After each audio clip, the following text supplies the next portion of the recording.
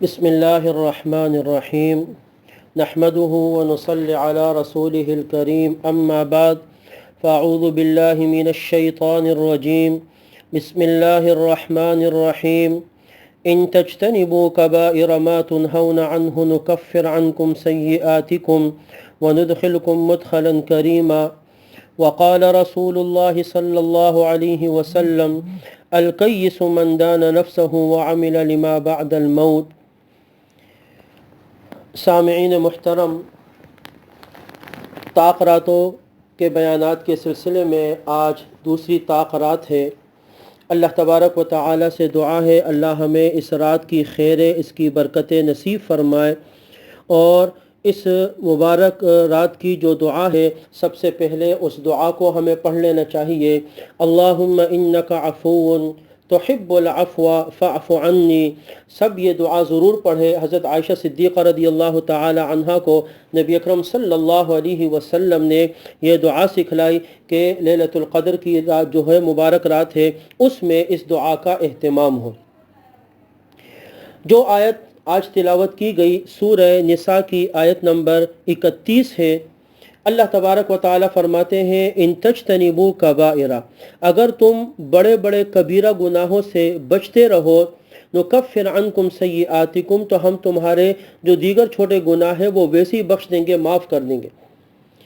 نبی اکرم صلی اللہ علیہ وسلم کی حدیث ہے، ترمذی شریف کی روایت، الکیس من دان نفسہ وعمل لما بعد الموت، عقل مند وہ ہے جو اپنے نفس کو تابع بنا دے اللہ اور اس کے رسول کی ہدایات کے، اور موت کے بعد والی زندگی کی تیاری کرے۔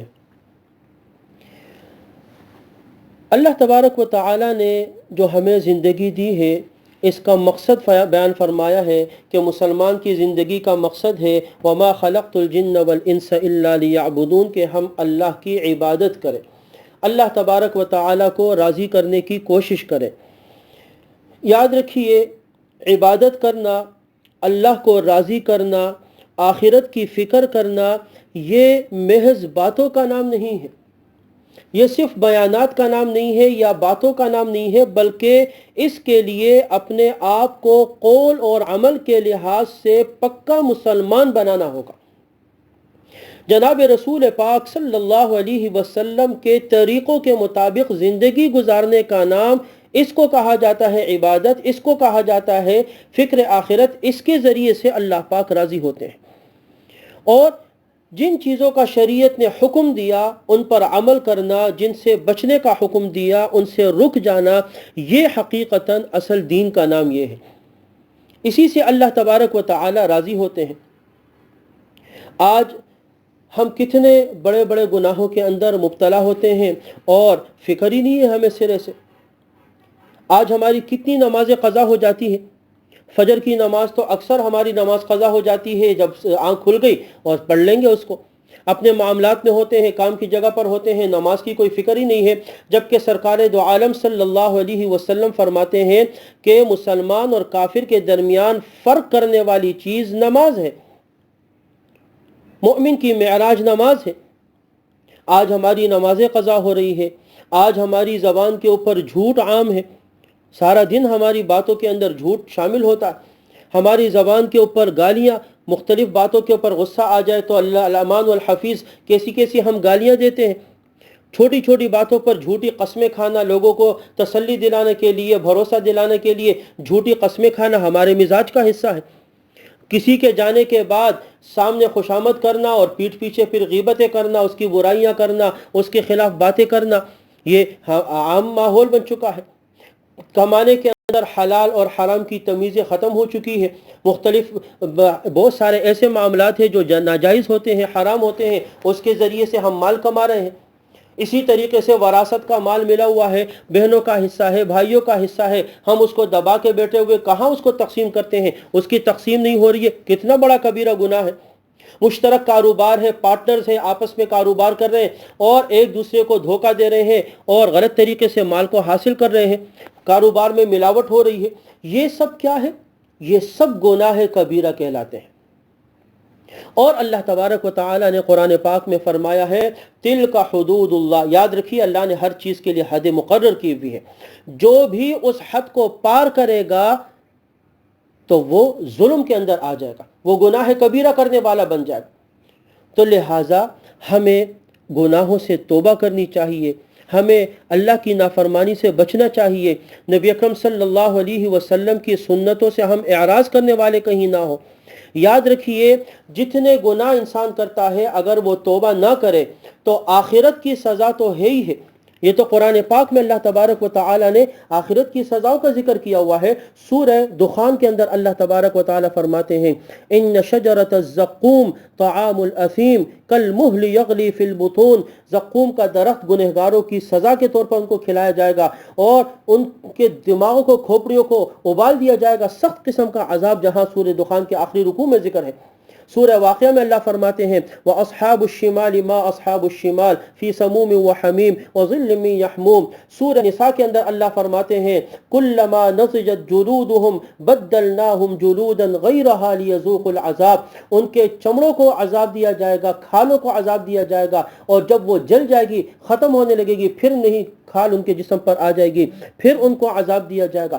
یہ تو سب آخرت کی ہے جو اللہ فرماتے ہیں وَلَعَذَابُ الْآخِرَةِ أَشَدُّ وَأَبْقَىٰ، آخرت کا عذاب بڑا سخت ہے اور باقی رہنے والا ہے۔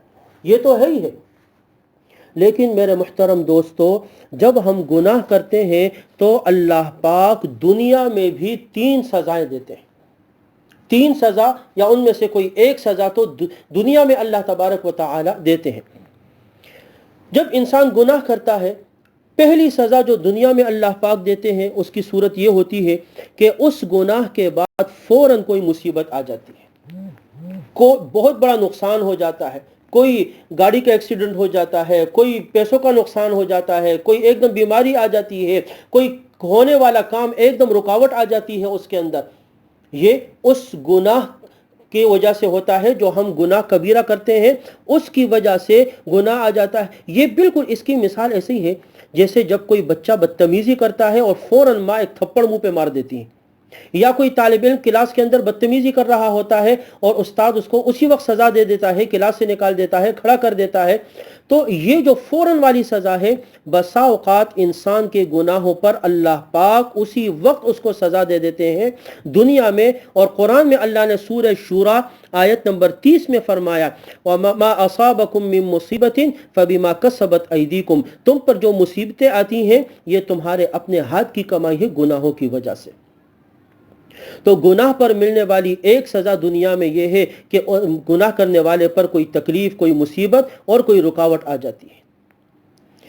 دوسری صورت یہ ہوتی ہے جب انسان گناہ کرتا ہے، اللہ تبارک و تعالی کو ناراض کرتا ہے، اللہ کے حکموں کو توڑتا ہے، تو اللہ تبارک و تعالی اس گناہ کرنے والے کو ڈھیل اور مہلت دے دیتے ہیں،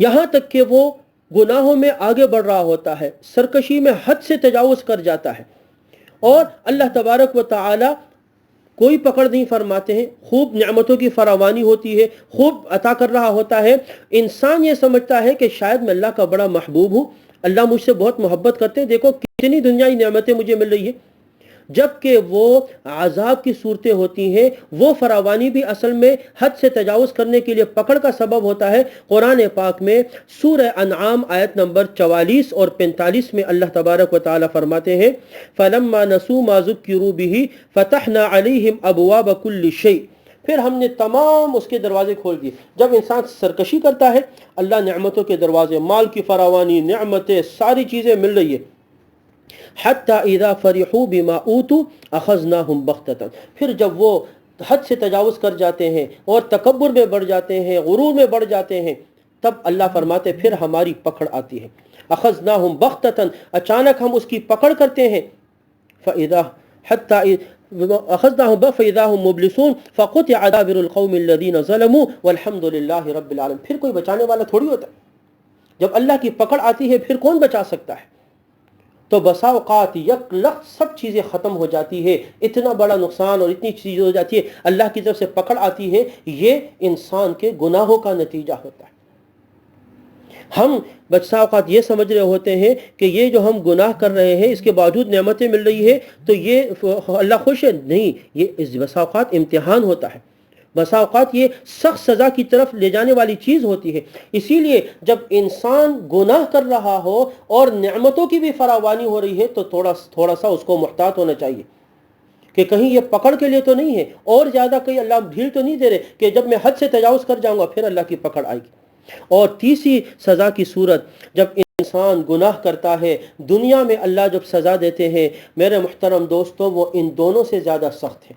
کسی مصیبت کے آنے سے اور نعمتوں کے بعد پکڑ کرنے سے اس سے بھی زیادہ سخت ہے. وہ کیا ہے کہ اللہ تبارک و تعالی گناہوں کے سبب انسان سے عبادت اور نیکی کی توفیق سلب کر دیتے ہیں. بسا اوقات ہمارے گناہ ایسے ہوتے ہیں کہ ان گناہوں کی وجہ سے ہم نیکیوں سے محروم ہو جاتے ہیں. کبھی کبھی بعض لوگ تہجد کی عادت ہوتی ہے، تہجد پڑھتے ہیں، اچانک کوئی ایسا گناہ ہو جاتا ہے کہ آنکھ ہی نہیں کھل رہی، ہمت ہی نہیں ہو رہی اٹھنے کے لیے. کبھی کبھی ہمارا معمول ہوتا ہے روزانہ 1 پارہ 2 پارے 3 پارے تلاوت کرنے کی، ایسا کوئی گناہ ہو جاتا ہے کہ تلاوت کی توفیق ہی سلب ہو جاتی ہے اور اس کے بعد ہم چاہتے بھی ہیں تو سارا دن میں 1 پارہ تلاوت بھی نہیں ہوتی ہم سے.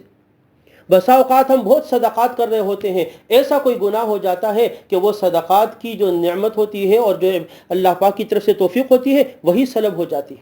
خیر کے کام ہوتے ہیں پھر اللہ ہم سے وہ کام نہیں لیتے. تو یہ تو سب سے زیادہ خطرناک ہے کہ جب اللہ پاک گناہ کی سزا دے اور اس کے سزا کے طور پر نیکی کی توفیق سلب کرتے. آدمی نماز سے چلا جائے، آدمی مسجد داخل ہونے سے چلا جائے، آدمی تہجد پڑھنے سے چلا جائے، دین کا کام کرنے سے چلا جائے، تو یہ سب سے سخت سزا ہے جو انسان کو گناہوں کی وجہ سے ملتی ہے. اسی لیے دیکھیں یہ مبارک راتیں ہیں اور رمضان المبارک کا آخری عشرہ ہے. توبہ کرے، اللہ سے معافی مانگے، خیر کے کاموں کی طرف آگے بڑھے. جو زندگی گزر گئی، اللہ قرآن میں فرماتے ہیں من یعمل سوءا او یظلم نفسہ، جس نے برائی کی، اپنے نفس پر ظلم کیا، ثم یستغفر اللہ، اور پھر اللہ سے مغفرت طلب کرنے لگا، معافی مانگنے لگا، یجد اللہ غفور الرحیم، اللہ کو بخشنے والا پائے گا، اللہ کو مہربان پائے گا. سورہ نساء آیت نمبر 110 ہے. وَمَن يَغْفِرُ الذُّنُوبَ إِلَّا اللَّهُ، اللہ خود قرآن میں فرماتے سورہ آل عمران میں، اور اللہ کے سوا گناہوں کو بخشنے والا ہے ہی کوئی؟ کون ہے جو اللہ کے سوا ہمارے گناہوں کو بخش دے گا؟ تو ہمیں توبہ کرنی چاہیے، اللہ سے معافی مانگنی چاہیے، جہاں جہاں ہم سے خطائیں ہوئی ہیں فوراً اس پر توبہ کرے. اگر وہ حقوق العباد سے متعلق ہے ان کے حقوق کی ادائیگی کی کوشش کرے اور نیکی کی طرف آگے بڑھے، خیر کی طرف آگے بڑھے، اچھائی کے کام کرے. اور ان مبارک راتوں میں اعمال کی ضرورت ہے، اعمال کرے. ہم رات میں تلاوت کا اہتمام کریں، تسبیحات کا اہتمام کریں، تیسرا کلمہ، درود شریف، استغفار، حسبنا اللہ ونعم الوکیل، سبحان اللہ وبحمدہ سبحان اللہ العظیم، یہ تمام کلمات ان کی ایک ایک تسبیح ضرور پڑھنی چاہیے. روحانیت اللہ کو یاد کرنے سے ملتی ہے. صلاۃ تسبیح کی نماز پڑھے، تہجد کی نماز ادا کرے، صدقات کرے ان مبارک راتوں میں، ان مبارک دنوں میں. یہ نیک اعمال ہمیں اللہ سے قریب کریں گے. اور اللہ سے دعا مانگے، اے اللہ مجھے گناہوں سے بچا، اے اللہ مجھے اپنی نافرمانی سے بچا. جب ہم اللہ سے مدد مانگیں گے اللہ تبارک و تعالیٰ کی رحمت متوجہ ہوگی اور اس کے لیے ہم کوشش بھی کریں. اور اگر کسی کا ہم پر حق ہے تو میرے محترم دوستوں اس کا حق ادا کرنے کی کوشش کریں. انشاءاللہ اس انداز سے اچھی زندگی گزاریں گے تو دنیا میں جو گناہوں پر سزا ہے ان سے بھی محفوظ رہیں گے، اور آخرت میں بھی اللہ تبارک و تعالیٰ نے ایمان والوں کے لیے بہت سارے انعامات رکھے ہیں، ان میں ہمارا حصہ ہوگا. اللہ پاک مجھے اور آپ کو عمل کی توفیق نصیب فرمائے. وآخر دعوانا ان الحمد للہ رب العالمین.